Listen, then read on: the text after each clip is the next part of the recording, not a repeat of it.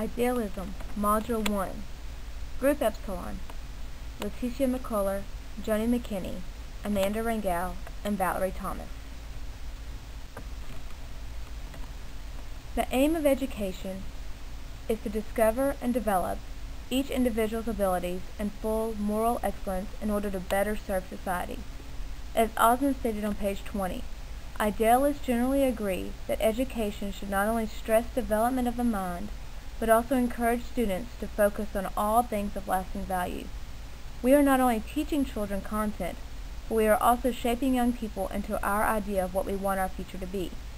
Part of shaping young people into great adults is helping students achieve self-realization, showing students that self-education is within oneself.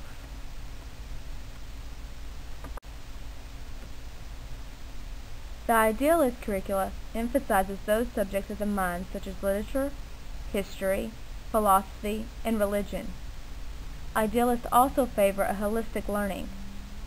Students are in an experiential learning environment where they learn from experiences and learn more about the human nature.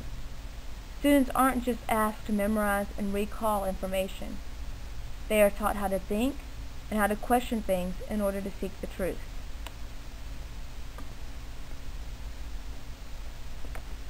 Today, there is much emphasis on standardized testing.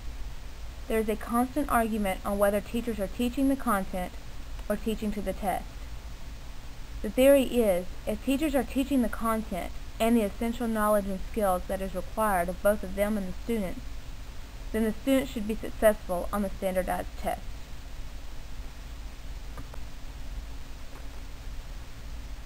The curriculum in most schools in Texas is written with emphasis to the Texas Essential Skills for TAKS tests and now also for the STAR test.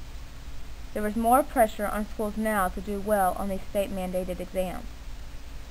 The curriculum is to be used by teachers as a guide to prepare students to pass the TAKS exam. However, teachers are often encouraged to teach to the test. Data of schools that are considered academically inaccessible are looked at under a microscope, and their data is challenged. The teachers are pressured even more for their students to not only pass the state standardized testing, but also the curriculum-based assessments. Often or not, the kill and drill method is used more. Students are not entering into Bloom's higher order thinking. They are merely using memory and recall to pass tests.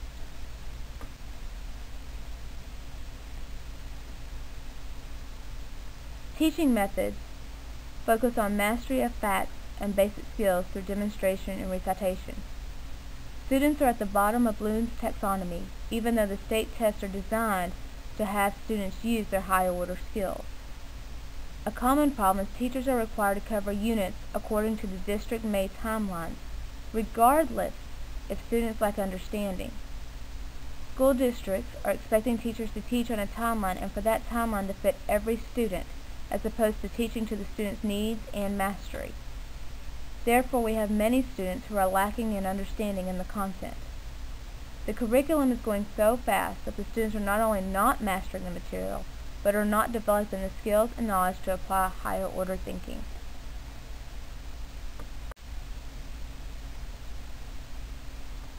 Are the curriculum plans helpful? Yes. They are a guide and are intended to be used as one if school districts will allow the teachers to do so. Some school districts want their teachers to hold tight to that curriculum and not stray away from it. They believe wholeheartedly in that curriculum and are not allowing their teachers to use it as a guide and outline for their content areas. If given the right parameters, a teacher can organize and present the material within their content in a way that is beneficial to all of their students in their classroom. They can use the curriculum as a guide to challenge those students that need more challenging and to remediate those students that are struggling.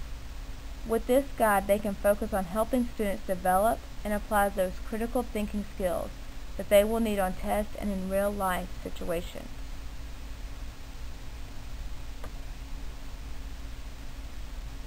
The strengths of the curriculum are that teachers have a guide and a resource to draw from. Teachers should make adjustments to meet the needs of their students. This is especially beneficial to a new teacher. The curriculum may also better outline a scope and sequence that is more beneficial to both student and teacher. Also, it is an excellent resource for objectives and materials. The weaknesses are when a teacher teaches only to the curriculum provided and does not add relevant material to content. This is not beneficial to the students. Most students do not know how to transfer or apply knowledge learned in the classroom to real-life situations, and this provides a limited way of thinking. Our goal is to help students think beyond the curriculum in the books and to develop their purposes for learning.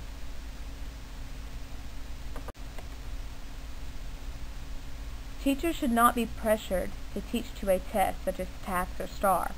Instead, students should be taught how to connect, relate, apply skills learned in the classroom to problems in all aspects of content and other disciplines such as math, English, geometry, as well as events outside the classroom.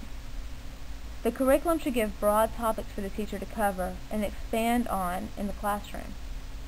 Teachers should either develop or have a hand in developing the curriculum. This would include teachers collaborating with other teachers of the same content in other grades to be sure that the curriculum is vertically aligned. Having both the curriculum and the teachers working together benefits the students. The reality is our world is constantly changing. Ideas are constantly changing, and we as teachers must prepare our students for this ever-changing world and give them the skills to be highly successful and effective adults in society. Teachers and students must make adjustments to how they learn and how learning occurs in the classroom. The ultimate goal is to prepare these students for citizenship, daily living, and future careers.